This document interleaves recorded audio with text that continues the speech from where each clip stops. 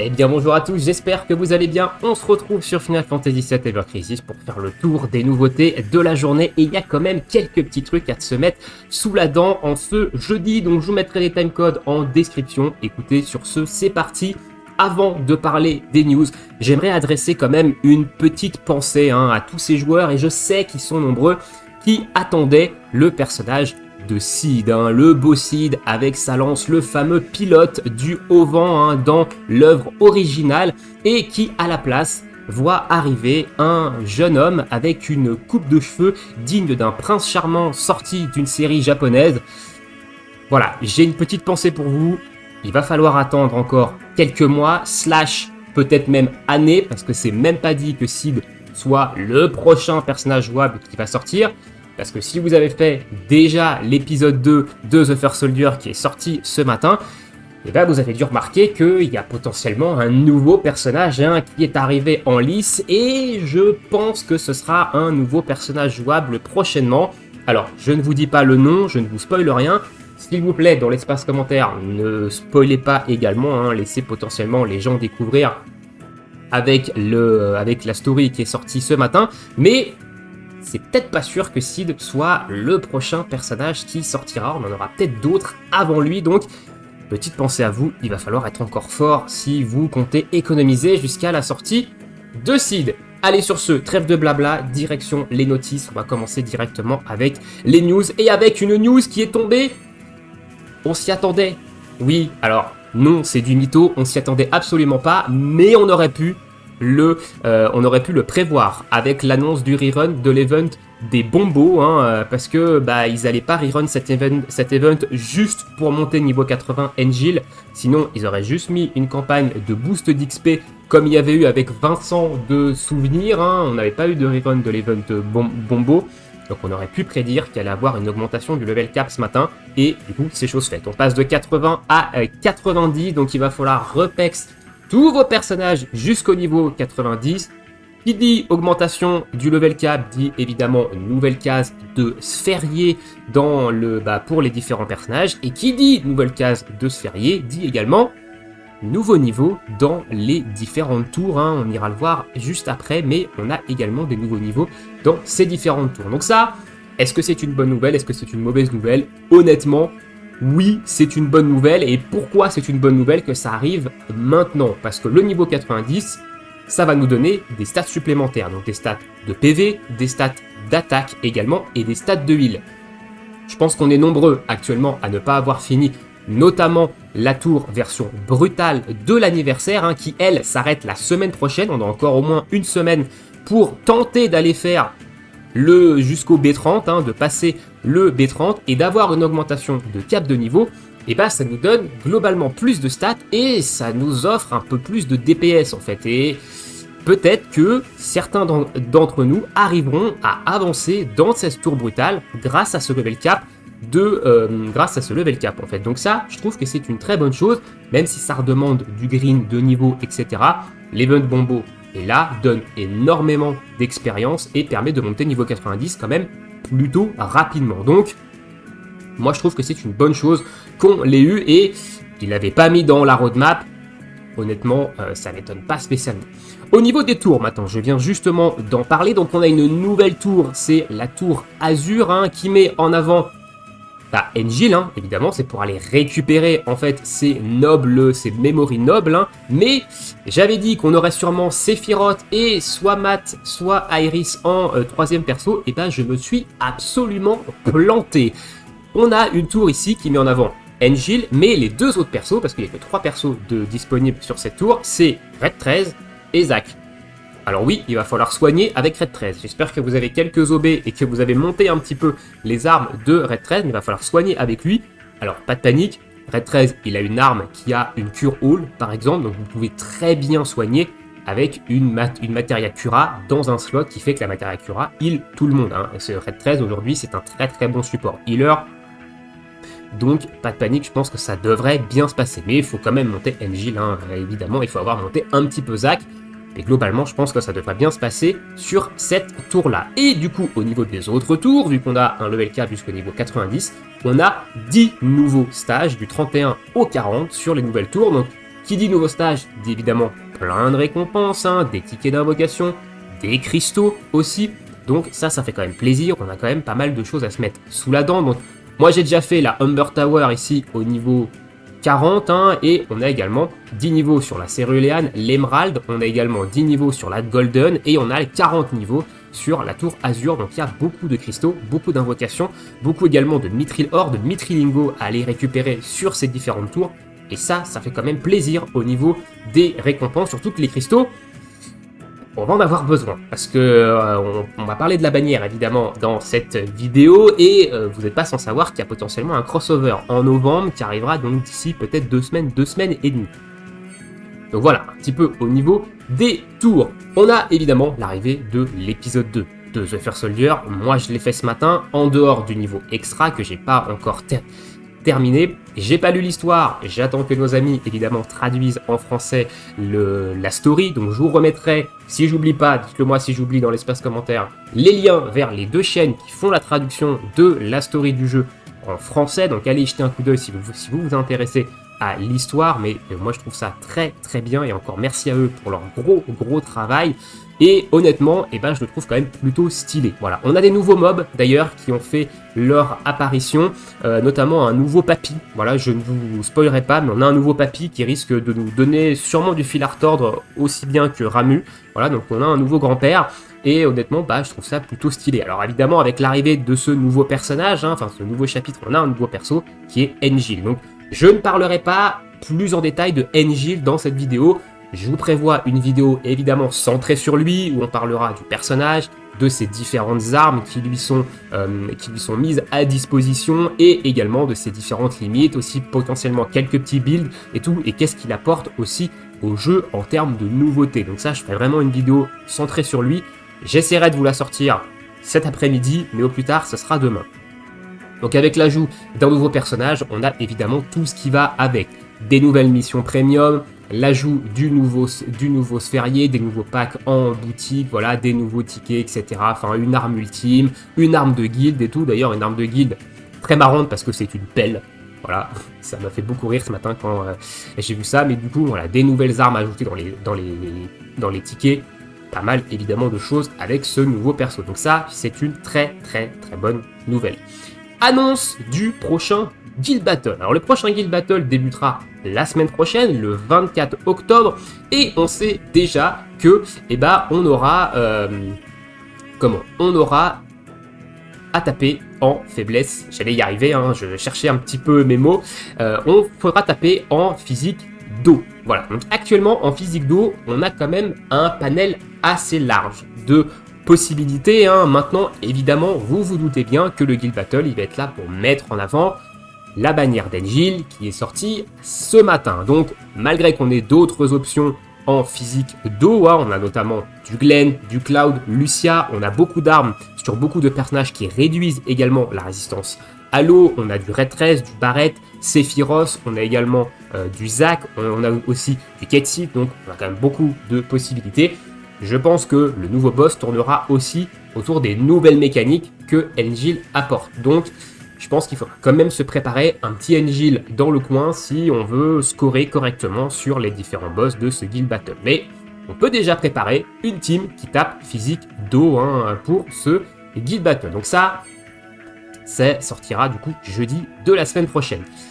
Rerun du Golden Bomb Rush, hein. Donc ça, j'en ai parlé, le Golden Bomb Rush qui fait son retour et qui va permettre de monter très rapidement vos personnages niveau 90. Donc ne passez pas à côté, faites-le, faites bien également votre niveau quotidien. Si vous voulez pas utiliser trop de potions de stam, faites-le sur plusieurs jours avec le niveau quotidien qui donne quand même beaucoup d'expérience. Ne faites pas de pex en coop par contre, parce que en coop évidemment vous allez XP un seul personnage, hein, faites-le plutôt solo, vous allez XP vos personnages 3 par 3, donc voilà, je vous conseille franchement de le faire en solo, même s'il y a une option coop.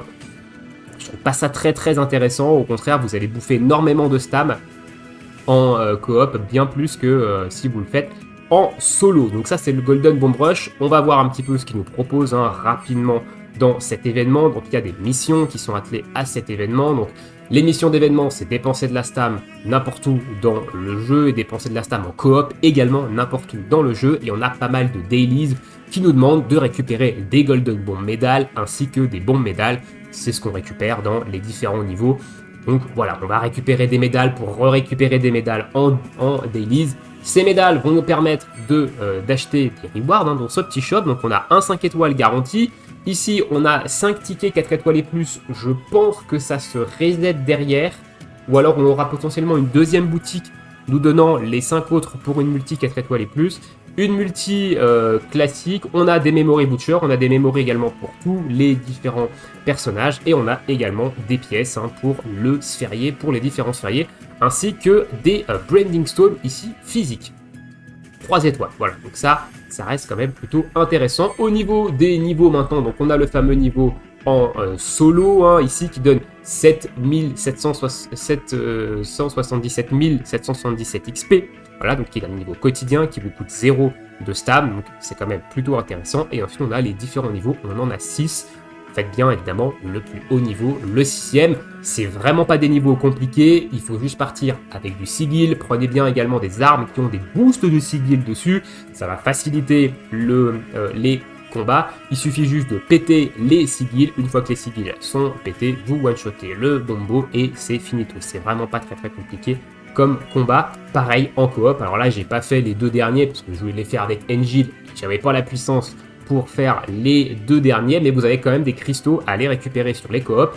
Ça coûte 0 de stam. Donc même si vous pexez pas en coop, faites au moins les 4 niveaux pour aller récupérer les différents cristaux. Voilà au niveau du rerun du Golden Bomb Rush. Ensuite, on va avoir évidemment la sortie du nouveau chapitre. Donc une campagne qui est liée à la sortie de ce nouveau chapitre. On va avoir 14 multis gratuites. Donc une multi quotidienne pendant 14 jours. Le retour de ces fameuses multis, on la fera d'ailleurs en fin de vidéo. Cette multi, je ne l'ai pas encore faite. Voilà, je ne sais pas s'il y a du taux doublé ou pas le mercredi. Je vous avoue, je n'ai pas regardé plus en détail que ça et je crois que c'est pas mentionné ici. Donc ça doit pas être le cas, honnêtement. Donc ça fait quand même plutôt plaisir, 14 multi gratuites. On a également des missions de chapitre, nous donnant énormément de tickets d'invocation pour des armes de Engil. Pour l'instant, j'en ai compté 220, je crois qu'on en a aux alentours de 300, on a quasiment, je crois, 30 multi-invocations d'armes d'Engil. C'est colossal par rapport à ce qu'on avait sur les autres persos. Sur Vincent de souvenirs, on en avait 6-7 des multi. Donc là, honnêtement, c'est quand même plutôt cool. Le fait d'avoir autant de tickets, c'est quand même énorme. Ça nous permet d'avoir un bon pool d'armes, à condition évidemment de drop. Encore une fois, donc d'ailleurs, je ferai une vidéo dédiée aux invocations tickets, parce que là, on va avoir énormément de tickets. Donc on se fera une grosse vidéo invocation tickets quand j'aurai récupéré évidemment tout ça. Ensuite, on a également un boost d'expérience sur les personnages de Red 13, Zack et Engil de 200%. Donc ça, c'est en rapport avec la nouvelle tour. Ce sont les 3 personnages qui sont dans la nouvelle tour. Honnêtement, on va pas aller les pecs en training campaign. Là, il y a le Golden Bomb Rush. On va aller en Golden Bomb Rush. Voilà, il n'y a pas photo, évidemment.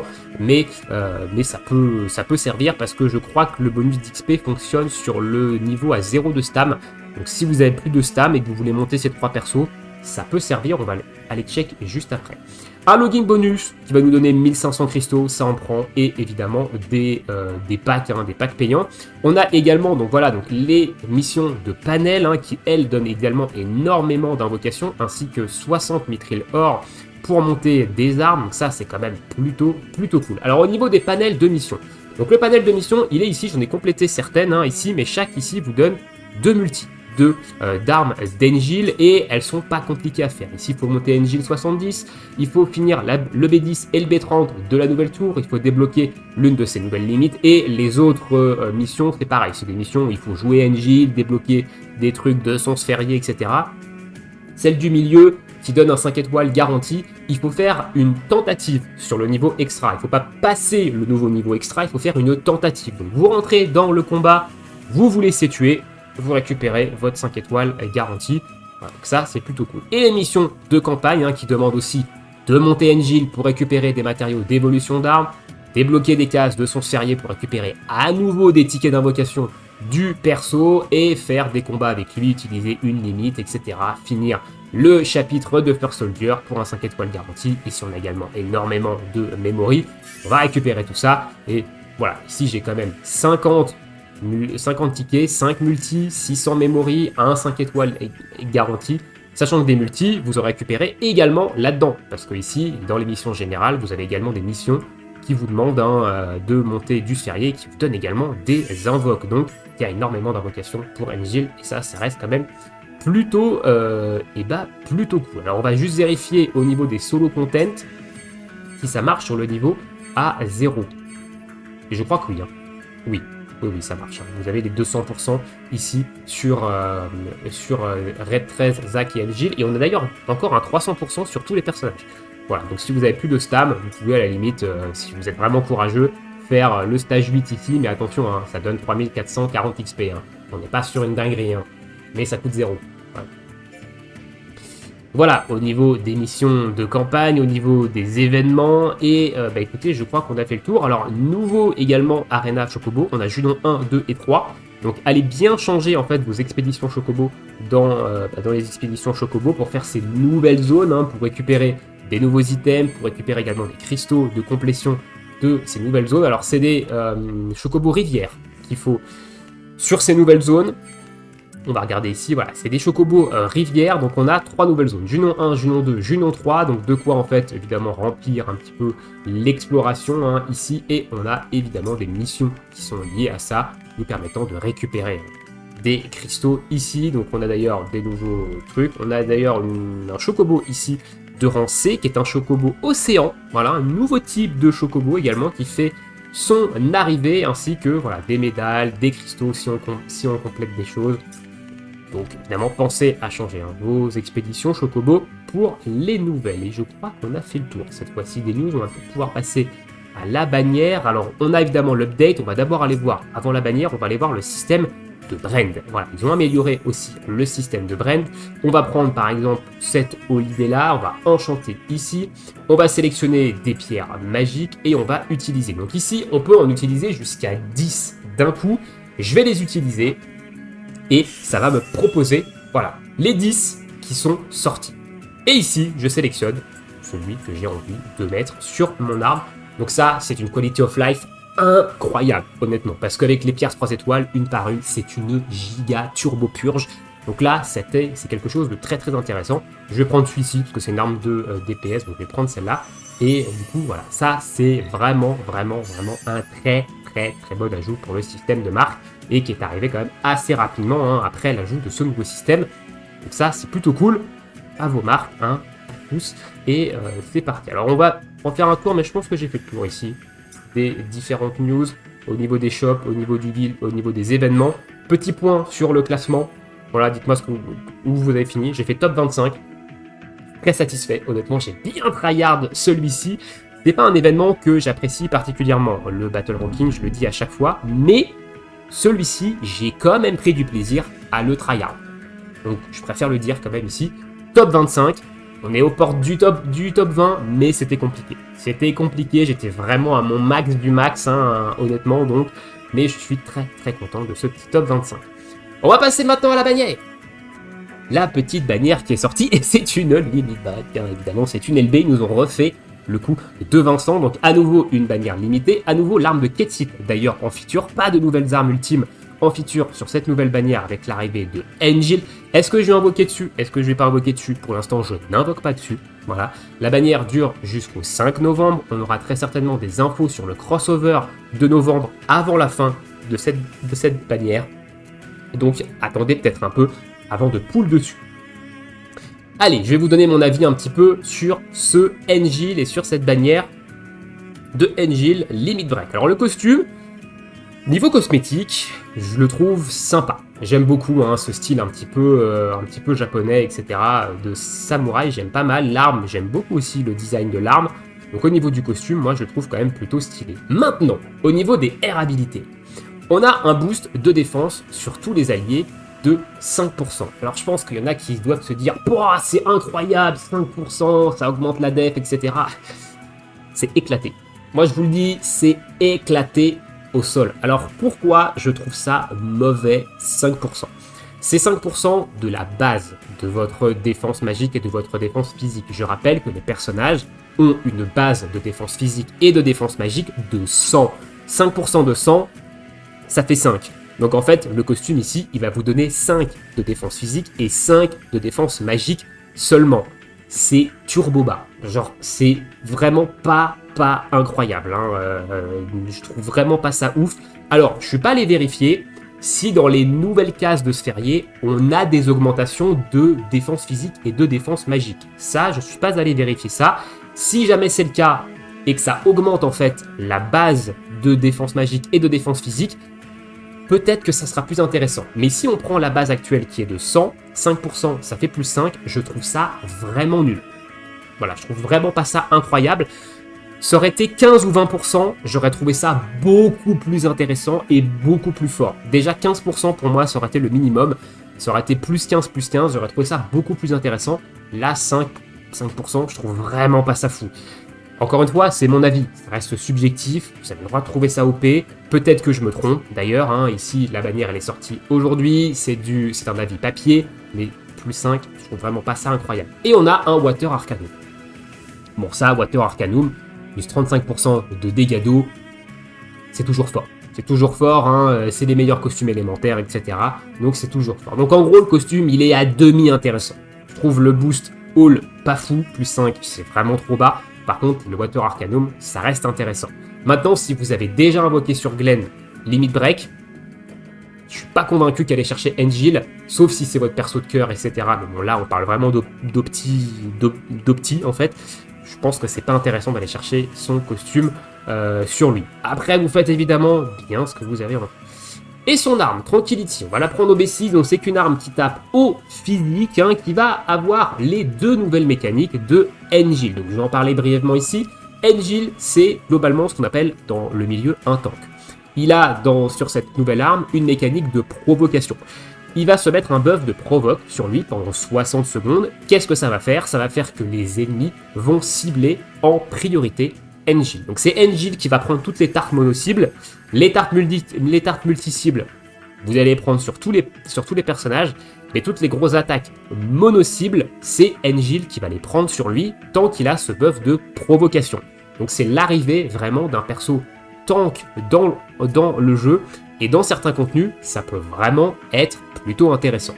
Et ensuite, il a un deuxième effet qui est l'effet Veil. Alors Veil, c'est un système de bouclier. Donc là, il va se mettre un bouclier sur lui égal à 8% de ses PV max. Qu'est-ce que ça va faire? Il va avoir en fait des HP en bleu au-dessus au-dessus du personnage. Il va avoir une barre d'HP bleu qui est sa barre de bouclier et qui va encaisser en fait un certain nombre de points de dégâts équivalent ici à 8% de son total de max HP. En OB10, c'est 10%. Donc 10% de son max HP en bouclier. Par exemple, il a 12 000 HP, il va avoir un bouclier de 1200 points.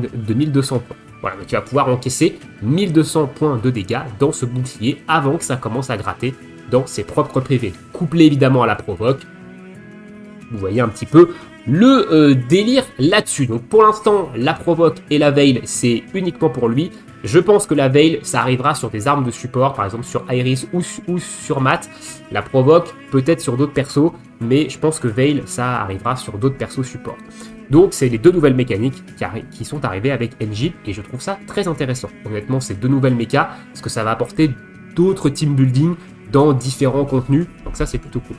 Air habilité, on a ici, encore une fois, du P-Attack All, hein. On est habitué avec les armes Limit Break d'avoir des P-Attack, M-Attack All. Donc P-Attack All ici sur Angel, boost de Water Pot, c'est une arme très bonne. Hein. Au niveau des air habilités, globalement, hein, ici c'est très très cool. Et au niveau des slots de Materia, P-Attack, Sigil Triangle. Voilà, donc globalement, ça reste une très bonne arme. Si vous n'avez pas de Glen Water, par exemple, ça peut être une très bonne option ici. Maintenant, réfléchissez bien en termes d'opti, hein. Est-ce que ça vaut le coup d'aller invoquer sur cette bannière Limit Break? Limit Break, ça veut dire que l'arme ne sera pas ajoutée dans les tickets et dans les prochaines wishlists. Donc il faudra aller la récupérer au minimum au B6 ou alors lui mettre des weapon parts derrière dessus.